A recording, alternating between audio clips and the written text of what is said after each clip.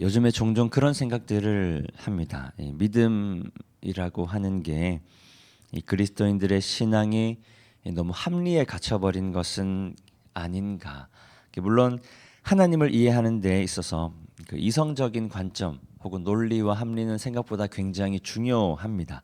그런데 혹시나 그리스도인들이 놓치고 있는 것은 없는가 하는 생각들을 종종 합니다. 요즘 많은 그리스도인들의 생각이죠.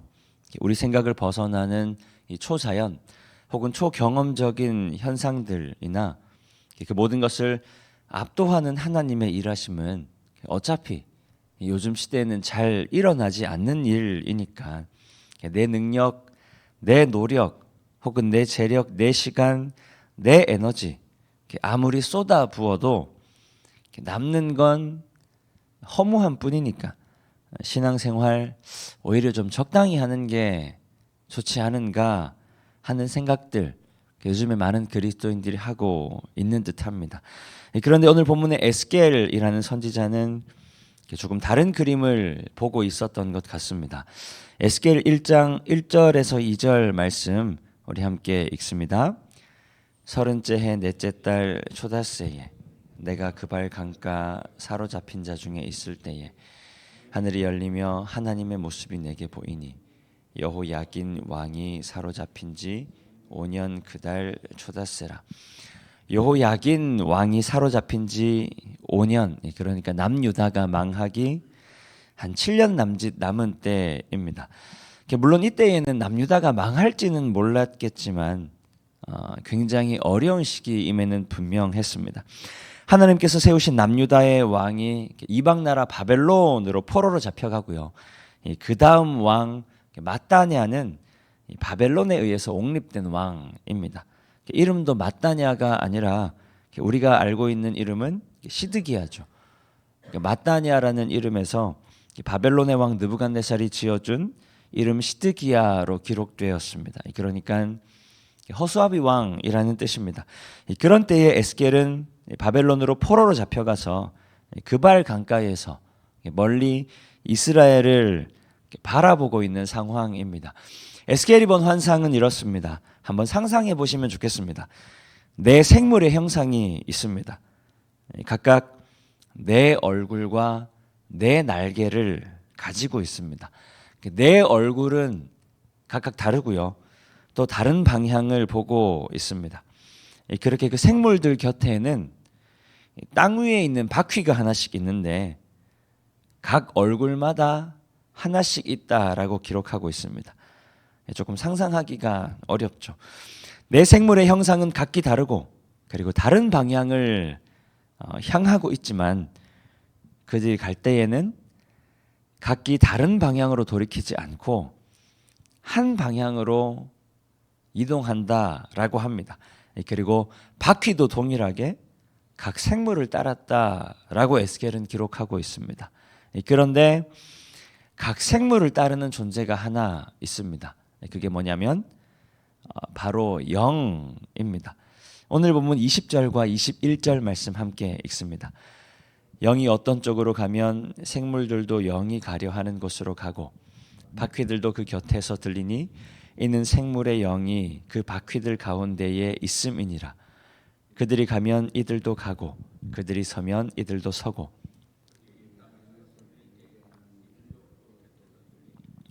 이는 생물의 영이 그 바퀴들 가운데에 있음이더라.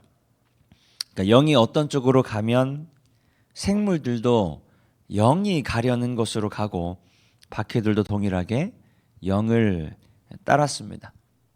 제가 좀 전에 말씀드린 상황이 나라는 망하고 하나님께서 자기 민족을 위해 허락하신 가나안 땅은 또 잃어버리고 멀리 바벨론의 포로로 잡혀온 에스겔은 과연 어떤 마음으로 그 환상을 지켜보았을까? 마치 바벨론의 신 벨에게 이스라엘의 여호와 하나님이 무너져 버린 것 같은 절망적인 상황. 그래서 모두가 다 절망하며 포기하는 그때에 에스겔은 그 환상을 통해서 어떤 마음을 품었을까를 한번 생각해 봤습니다. 그 우리나라 찬양사역 1세대를 이끌었던 분인데요. 그 이성균 목사님이라는 분이 계십니다. 그분이 쓰신 나는 보기 원하네 라는 찬양이 있어요. 가사가 이렇습니다. 나는 보기 원하네 흰옷 입은 사람들, 어린 양이 어디로 가든지 따라가는 사람들, 나의 영원한 소원 있네 그분을 따라가는 것. 흰옷 입은 사람들, 그들과 나도 있기를 원하네. 나는 보기 원하네 주의 능력의 나를, 거룩한 옷을 입고 기쁨으로 주께 달려나가는 새벽 이슬 같은 청년들, 그들을 보기 원하네. 시온산 위에 있는 사람들, 나는 보기 원하네. 우리나라가 한창 사회적으로도 그리고 신앙적으로도 힘들 때였죠. 물론 부흥기이긴 하지만 90년대 초 굉장히 많은 이단들도 있고 많은 사람들이 굉장히 많은 헛된 것들에 미혹되는 시기 가운데 이성균 목사님은 이제 이런 노래를 지어 불렀습니다. 계시록의 이미지가 떠오르게 하는 곡이죠. 지금의 상황을 넘어서 하나님의 일하심을 신뢰하며 하나님의 회복하심을 바라는 이들이 흔들리지 않고 예수님만을 따라가는 순전한 믿음을 고백하며 그러한 하나님의 나라를 기대하고 소망한다라는 곡입니다. 지금의 절망적인 상황 가운데 넘어지지 않고 하나님의 일하심을 신뢰하며 하나님의 회복하심을 신뢰하며 묵묵히 하나님 앞에 순종하는 이들을 나는 보기 원하네 라고 고백하는 곡입니다. 아마 에스겔이 이런 마음으로 오늘 환상 앞에 서지 않았을까. 굉장히 힘들고 어렵기는 하지만 하나님 회복하심을 기대하며 헌신된 자들, 그들을 통해 세워갈 하나님 나라를 에스겔은 소망하지 않았을까요? 어쩌면 지금 우리에게 필요한 믿음이 아닌가 싶습니다. 세상 일로 굉장히 바쁘고 다들 당장 먹고 사는 문제로, 당장 내 필요를 채우는 문제로 급급한 이때에 잠깐의 만족을 보류하고 하나님을 바라보아야 한다라는 겁니다.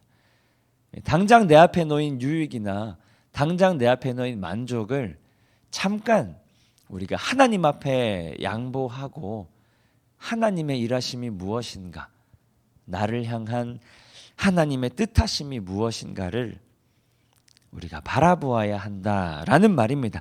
내 삶 가운데 그리고 이 땅 가운데 이루어질 하나님 나라를 우리가 기대하고 소망하며, 우리가 힘든 시기이다, 굉장히 어려운 시기이다라고 이야기들 많이 하지만 그런 어려운 시기들 가운데 그 모든 것들을 뚫고 이 땅 가운데 역사하실 하나님을 기대하며 아무 말 없이 그리고 아무 뜻 없이 예수님을 따라가는 겁니다.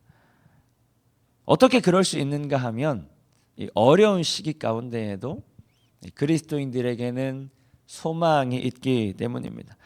사람들이 힘들다 이야기하지만 그런 상황 가운데 절망을 소망으로 바꾸시는 예수 그리스도, 그 예수님을 따라 절망을 소망으로 바꾸어 가는 이들을 나는 보기 원하노라. 다 각기 다른 것을 보고 있고 다른 것을 쫓아 살아가고 있지만 영이 갈 때에는 아무 말 없이 영이 가는 곳으로 따라가는 내 생물 그리고 내 바퀴처럼 주님 부르심 앞에 그렇게 헌신된 자들이 필요한 시대를 우리는 살아가고 있고, 그리고 하나님 나를 그렇게 헌신된 자로 부르신 줄 믿습니다. 우리가 힘들다 이야기할수록 그리스도인들에게는 하나님 맡기신 귀한 역할이 부여되는 것이 아닌가. 우리가 어렵다 이야기할수록, 사람들이 힘들다 이야기할수록 그런 시대 가운데 그리스도인들에게는 조금 더 소망을 향한 사명이 주어지는 것이 아닌가.